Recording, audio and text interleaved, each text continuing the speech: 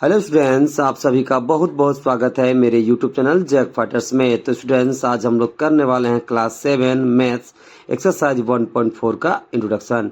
यदि स्टूडेंट्स आप लोग मेरे चैनल पर नए हैं तो वीडियो को लाइक और चैनल को सब्सक्राइब जरूर कीजिएगा। तो चलिए स्टार्ट करते हैं। देखिए, हमें पहला टॉपिक पढ़ना है पूर्णांकों का विभाजन।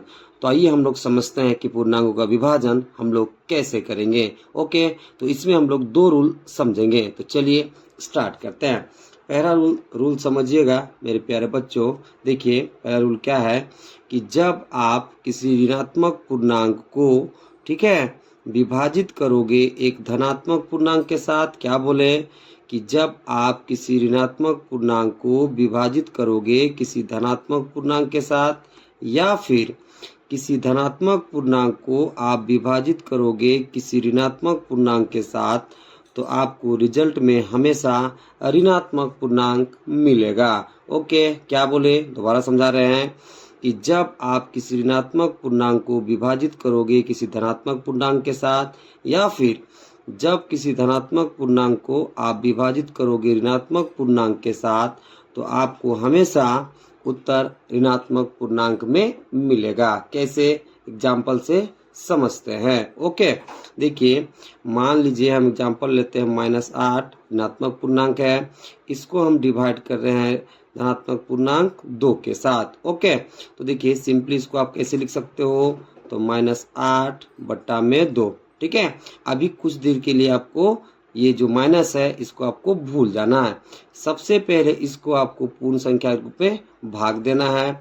तो देखिए, काटिए इसे, 2 चौका कितना हो जाएगा बताइए, 8। तो सबसे पहले आपको 4 लिख लेना है, और ये जो अब आपको ऋणात्मक दिखाई दे रहा है उसको आपको लगा देना है। ओके, तो देखिए, जब हम, ठीक है, किसी ऋणात्मक पूर्णांक को हम विभाजित किए धनात्मक पूर्णांक के साथ, तो हमें क्या मिला बताइए, एक ऋणात्मक पूर्णांक मिला। ओके, अब इसका एग्जाम्पल लेते हैं। मान लीजिए 8 मेरे पास धनात्मक पूर्णांक है, इसको हम डिवाइड कर रहे हैं, ठीक है, ऋणात्मक पूर्णांक -2 के साथ। तो इसको हम लिख लेते हैं 8 बटा -2। ओके, यहाँ कुछ देर के लिए आप माइनस भूल जाओगे। ओके, सबसे पहले आप क्या करोगे, देखिए 8 बटा 2 को आप पूर्ण संख्या के रूप में भाग दोगे। ओके, तो देखिए, काटिए इसे, 2 चौका कितना हो जाएगा बताइए, 8। ओके, तो सबसे पहले आप 4 लिख लोगे, अब माइनस को आप याद करोगे। ओके, तो अब माइनस आपको यहाँ लगा देना है। तो देखिए, जब किसी ऋणात्मक पूर्णांक को हम विभाजित किए धनात्मक पूर्णांक के साथ, तो रिजल्ट में हमें क्या मिला बताइए, तो एक ऋणात्मक पूर्णांक मिला। फिर जब हम एक धनात्मक पूर्णांक को डिवाइड किए किसी ऋणात्मक पूर्णांक के साथ, तो हमें रिजल्ट में क्या मिला बताइए, एक ऋणात्मक पूर्णांक मिला। ओके, तो ये रूल समझ गए ना कि जब किसी ऋणात्मक पूर्णांक को हम विभाजित करेंगे धनात्मक पूर्णांक के साथ, या फिर जब किसी धनात्मक पूर्णांक को हम विभाजित करेंगे ऋणात्मक पूर्णांक के साथ, तो हमेशा रिजल्ट हमें ऋणात्मक पूर्णांक ही मिलेगा। ओके, आइए इस रूल को पढ़ लेते हैं। देखिए, रूल में क्या लिखा हुआ है कि जब एक ऋणात्मक पूर्णांक को एक धनात्मक पूर्णांक से अथवा एक धनात्मक पूर्णांक को ऋणात्मक पूर्णांक से भाग दिया जाता है, तो सबसे पहले पूर्ण संख्या के रूप में भाग देंगे, फिर ऋणात्मक चिन्ह लगा देते हैं। ओके, चलिए अब दूसरा रूल समझते हैं। दूसरा रूल क्या है, ध्यान से समझिएगा। देखिए, दूसरा रूल यह है कि जब किसी ऋणात्मक पूर्णांक को आप विभाजित करोगे किसी ऋणात्मक पूर्णांक के साथ, तो आपको रिजल्ट में हमेशा धनात्मक पूर्णांक मिलेगा। क्या बोले कि जब किसी ऋणात्मक पूर्णांक को आप विभाजित करोगे किसी ऋणात्मक पूर्णांक के साथ, तो आपको रिजल्ट में हमेशा आपको धनात्मक पूर्णांक ही मिलेगा। चलिए एग्जाम्पल से समझते हैं। मान लीजिए मेरे पास -4 ऋणात्मक पूर्णांक है, इसको हम विभाजित कर रहे हैं ऋणात्मक पूर्णांक -2 के साथ। ओके, तो इसे सबसे पहले आप बटा के रूप में लिख लोगे। देखिए, यहाँ पे कितना है बताइए, -4 बटा यहाँ पे कितना है बताइए, -2। ओके, अब देखिए यहाँ से माइनस और माइनस कट जाएगा। ओके, अब इसे पूर्ण संख्या के रूप में आप भाग दोगे, काटिए इसे, 2 दूना कितना हो जाएगा बताइए, 4। तो आपको कितना मिल गया बताइए, 2। यानी कि 2 आपको किस रूप में मिला, तो धनात्मक के रूप में। ओके, तो जब आप किसी ऋणात्मक पूर्णांक को विभाजित करोगे ऋणात्मक पूर्णांक के साथ, तो आपको हमेशा एक धनात्मक पूर्णांक मिलेगा। और एक एग्जाम्पल समझते हैं। मान लीजिए मेरे पास -12 एक ऋणात्मक पूर्णांक है, इसको हम डिवाइड कर रहे हैं -6 के साथ। ओके, तो देखिए इसे बटा के रूप में लिख लीजिए। -12 बटा कितना लिखोगे बाबू लोग, तो माइनस में 6। ओके, अब माइनस और माइनस काट दीजिए। अब इसे पूर्ण संख्या के रूप में भाग दीजिए। ओके, काटिए इसे। 6 दूना कितना हो जाएगा बताइए, 12। तो आपको कितना मिला बताइए, 2। 2 किस रूप में बताइए, तो धनात्मक के रूप में। ओके, कहने का मतलब क्या है कि जब किसी ऋणात्मक पूर्णांक को आप विभाजित करोगे ऋणात्मक पूर्णांक के साथ, तो आपको हमेशा एक धनात्मक पूर्णांक मिलेगा। ओके, चलिए क्या लिखा हुआ है ये रूल पढ़ लेते हैं। देखिए क्या लिखा हुआ है कि जब एक ऋणात्मक पूर्णांक को एक ऋणात्मक पूर्णांक से भाग देते हैं, तो सबसे पहले पूर्ण संख्या के रूप में भाग देंगे, फिर धनात्मक चिन्ह लगा देंगे। ओके, चलिए अब अगला टॉपिक करते हैं। अगला टॉपिक है हमारे पास पूर्णांकों के भाग के गुण। तो ये हम लोग समझते हैं कि पूर्णांकों के भाग के कौन कौन से गुण होते हैं। तो पहला गुण है हमारे सामने भाग का समृद्ध गुण। तो ये हम लोग समझते हैं कि भाग का समृद्ध गुण क्या होता है और क्या पूर्णांक भाग के अंतर्गत समृद्ध होते हैं या फिर नहीं होते हैं। तो आइए हम लोग समझते हैं भाग का समृद्ध गुण। ओके, तो चलिए स्टार्ट करते हैं। देखिए भाग का समृद्ध गुण में क्या होता है जरा समझिएगा। देखिए जब किसी पूर्णांक को आप विभाजित करोगे पूर्णांक के साथ, क्या बोले कि जब किसी पूर्णांक को आप विभाजित करोगे किसी पूर्णांक के साथ और यदि रिजल्ट में आपको पूर्णांक ही मिले, तो हम ये कहेंगे कि पूर्णांक भाग के अंतर्गत समृद्ध है। और जब आप किसी पूर्णांक को दूसरे पूर्णांक के साथ विभाजित करोगे और आपको पूर्णांक नहीं मिले, तो हम ये कहेंगे कि पूर्णांक भाग के अंतर्गत समृद्ध नहीं है। ओके, तो चलिए एग्जाम्पल से समझते हैं। देखिए मान लीजिए -6 कोई पूर्णांक है, इसको हम विभाजित कर रहे हैं -2। -2 भी कोई पूर्णांक है। तो देखिए -6 कोई पूर्णांक है, इसको हम विभाजित कर रहे हैं -2 के साथ। -2 भी कोई पूर्णांक है, ठीक है। तो इसको बट्टा के रूप में लिख लेते हैं। तो क्या लिखोगे, -6 बटा -2। माइनस से माइनस कैंसिल आउट हो जाएगा। ओके, अब इसे काटिए। 2 तिया कितना हो जाएगा बताइए, 6। तो आपको कितना मिल गया बताइए, 3। 3 भी क्या है बताइए, पूर्णांक है। तो देखिए यहाँ पर जब हम किसी पूर्णांक को दूसरे पूर्णांक से विभाजित करते हैं, तो हमें यहाँ पर क्या मिल रहा है बताइए, एक पूर्णांक मिल रहा है। तो इस कंडीशन में हम क्या कहेंगे कि पूर्णांक भाग के अंतर्गत समृद्ध है। लेकिन हर एक कंडीशन में आपको यदि एक पूर्णांक को दूसरे पूर्णांक से विभाजित करोगे और यदि आपको पूर्णांक ही मिले, तब हम कहेंगे कि पूर्णांक भाग के अंतर्गत समृद्ध है। ठीक है, हर एक कंडीशन में आपको पूर्णांक को पूर्णांक से विभाजित करने पर आपको पूर्णांक मिलेगा, तब हम बोलेंगे कि पूर्णांक भाग के अंतर्गत समृद्ध है। और हर एक कंडीशन में नहीं मिले, ठीक है, पूर्णांक को पूर्णांक से विभाजित करने पर पूर्णांक, तो हम ये कहेंगे कि पूर्णांक भाग के अंतर्गत समृद्ध नहीं है। अगला एग्जाम्पल समझिएगा। मान लीजिए -2 को आप विभाजित करोगे -6 के साथ। देखिए -2 भी पूर्णांक है और -6 भी पूर्णांक है। इसे बट्टा के रूप में लिखिए। तो क्या लिखोगे, -2 बटा -6। देखिए माइनस से माइनस कैंसिल आउट। अब इसे काटिए। 2 तिया कितना हो जाएगा, 6। ऊपर में कितना बचा बताइए, कुछ नहीं तो 1। ओके, और नीचे कितना है बताइए, 3। देखिए यहाँ पर कितना मिल रहा है बताइए, 1/3। 1/3 पूर्णांक नहीं है। ओके, ये क्या है बताइए, एक प्रकार का भिन्न है। ओके, तो देखिए यहाँ पर आपको क्या मिल रहा है बताइए, जब पूर्णांक को पूर्णांक से विभाजित कर रहे हो तो आपको पूर्णांक मिल रहा है। लेकिन यहाँ पर जब पूर्णांक को पूर्णांक से विभाजित कर रहे हो तो आपको पूर्णांक नहीं मिल रहा है। इसका मतलब क्या कि पूर्णांक भाग के अंतर्गत समृद्ध नहीं होते हैं। ओके, और एक एग्जाम्पल लेते हैं। मान लीजिए -8 को आप विभाजित करोगे 2 के साथ। देखिए -8 पूर्णांक है और 2 भी क्या है बताइए, पूर्णांक है। इसे बटा के रूप में लिख लेते हैं। तो क्या लिखोगे, -8/2। ओके, अब काटिए इसे। 2 चौका कितना हो जाएगा, 8। तो आपको कितना मिल रहा है बताइए, -4। ठीक है, देखिए यहाँ पर आपको क्या मिल रहा है बताइए, पूर्णांक मिल रहा है। लेकिन इस कंडीशन में आपको पूर्णांक नहीं मिल रहा है। ओके, यदि हर एक कंडीशन में पूर्णांक मिलता तो हम ये कहते हैं कि पूर्णांक भाग के अंतर्गत समृद्ध है। ओके, तो लास्ट में आप क्या लिखोगे, अतः क्योंकि एक कंडीशन में हमको पूर्णांक मिला, इस कंडीशन में पूर्णांक नहीं मिला, इस कंडीशन में पूर्णांक मिला, तो हम क्या कहेंगे कि पूर्णांक भाग के अंतर्गत समृद्ध नहीं है।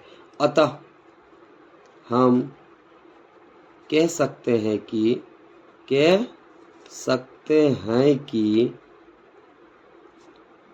पूर्णांक भाग के अंतर्गत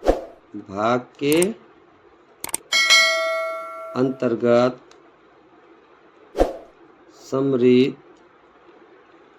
नहीं है। ओके, चलिए अब अगला गुण करते हैं। अगला गुण है हमारे पास भाग की क्रम विनिमयता। तो हम लोग समझते हैं कि भाग का क्रम विनिमय गुण क्या होता है, तो जरा ध्यान से समझिएगा। ओके, देखिए भाग के क्रम विनिमय गुण में हम दो पूर्णांक लेते हैं।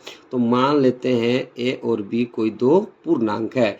अब आगे क्या करना है ध्यान से समझिएगा। सबसे पहला काम आपको क्या करना है, ठीक है, ए को डिवाइड करना है बी से। क्या बोले, ए को डिवाइड करना है बी से। अब इसके क्रम को बदल करके आपको डिवाइड करना है, मतलब बी को आप डिवाइड करोगे ए से। ठीक है, क्या बोले, सबसे पहला काम वो क्या करना है, ए को डिवाइड करना है बी से, फिर इसके क्रम को बदल करके आपको डिवाइड करना है, मतलब बी को डिवाइड करना है ए से। क्या करना है बताइए, बी को डिवाइड करना है ए से।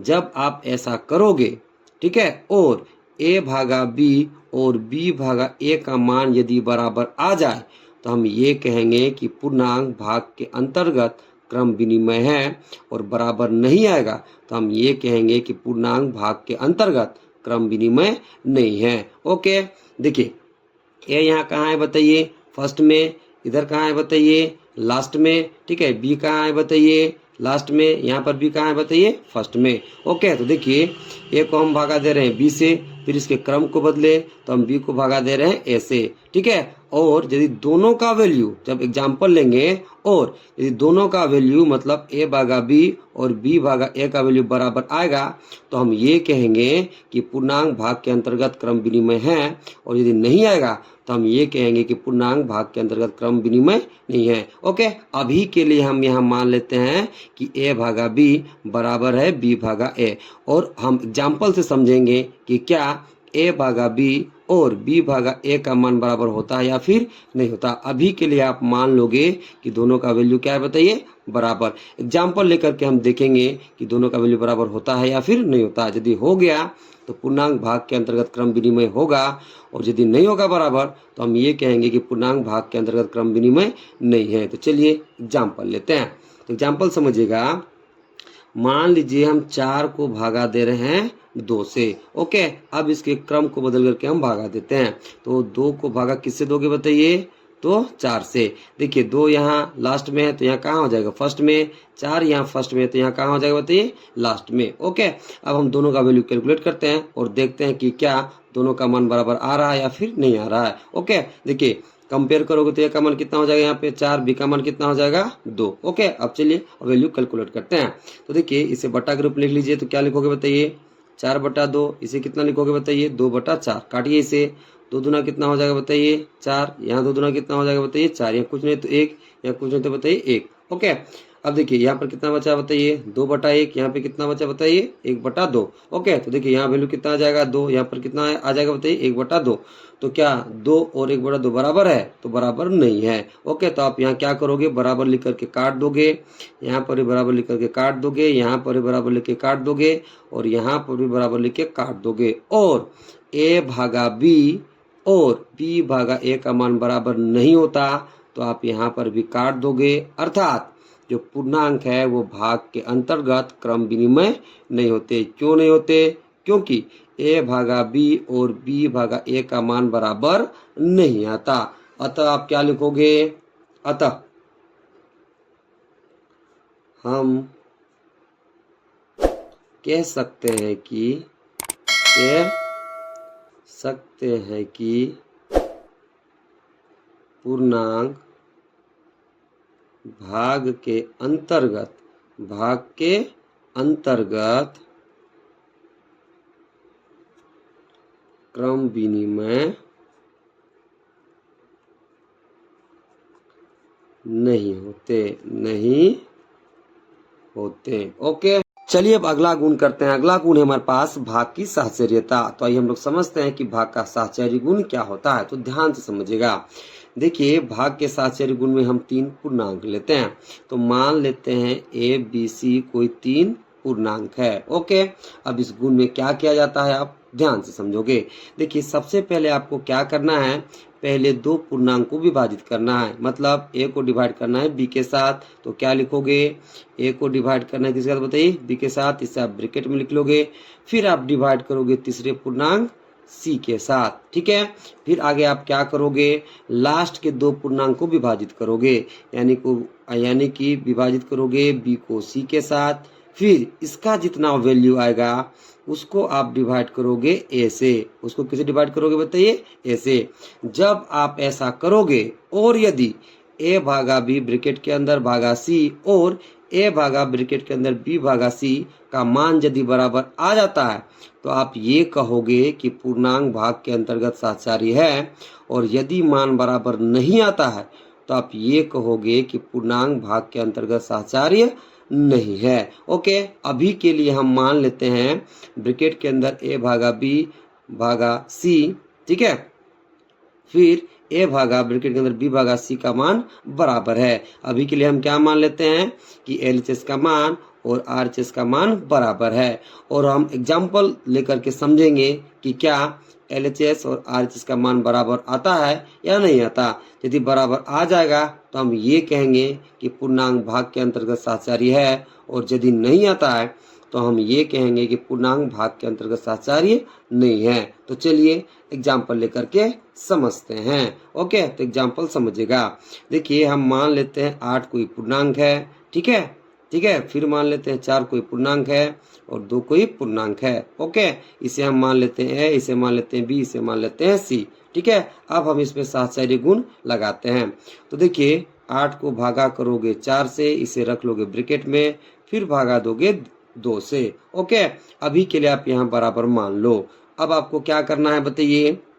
देखिए, 4 को भागा देना है 2 से, 4 को भागा देना है 2 से, जो वैल्यू आएगा उसे आप भागा दोगे 8 से। ओके, अब चलिए एलएचएस और आरएचएस का वैल्यू कैलकुलेट करते हैं और देखते हैं कि क्या एलएचएस और आरएचएस का वैल्यू बराबर आता है या फिर नहीं आता। तो चलिए कैलकुलेट करते हैं। सबसे पहले आप कैलकुलेट करोगे ब्रैकेट वाले पार्ट को। देखिए, 8 को जब आप 4 से भागा दोगे तो आपको कितना मिलेगा बताइए, 2। कितना मिलेगा, 2। भागा में कितना है बताइए, 2। अभी के लिए आप यहाँ क्या मान लियो, बराबर। ओके, सबसे पहले आप ब्रैकेट वाले पार्ट को हल करोगे तो 8 है तो 8 रहने दो, भागा है तो भागा रहने दो। 4 को 2 से भागा दोगे तो आपको 2 मिलेगा। कितना मिलेगा बताइए, 2। अब देखिए, जब 2 को 2 से भागा दोगे तब कितना मिलेगा बताइए, 1। ठीक है, 8 को 2 से भागा दोगे तब कितना मिलेगा बताइए, 4। तो क्या 1 और 4 दोनों आपस में बराबर है, तो बराबर नहीं है, अर्थात भाग के अंतर्गत पूर्णांक सहचार्य नहीं होते। ओके, तो आप बीच में क्या करोगे, काट दोगे, यहाँ पर भी काट दोगे, यहाँ पर भी काट दोगे और यहाँ पर भी काट दोगे। इसका मतलब क्या हो गया कि ब्रैकेट के अंदर ए भागा बी, ठीक है, फिर भागा सी बराबर नहीं होगा ए भागा ब्रैकेट के अंदर बी भागा सी। इसका मतलब क्या हो गया कि पूर्णांक भाग के अंतर्गत सहचार्य नहीं होते। तो क्या लिखोगे, अतः पूर्णांक भाग के अंतर्गत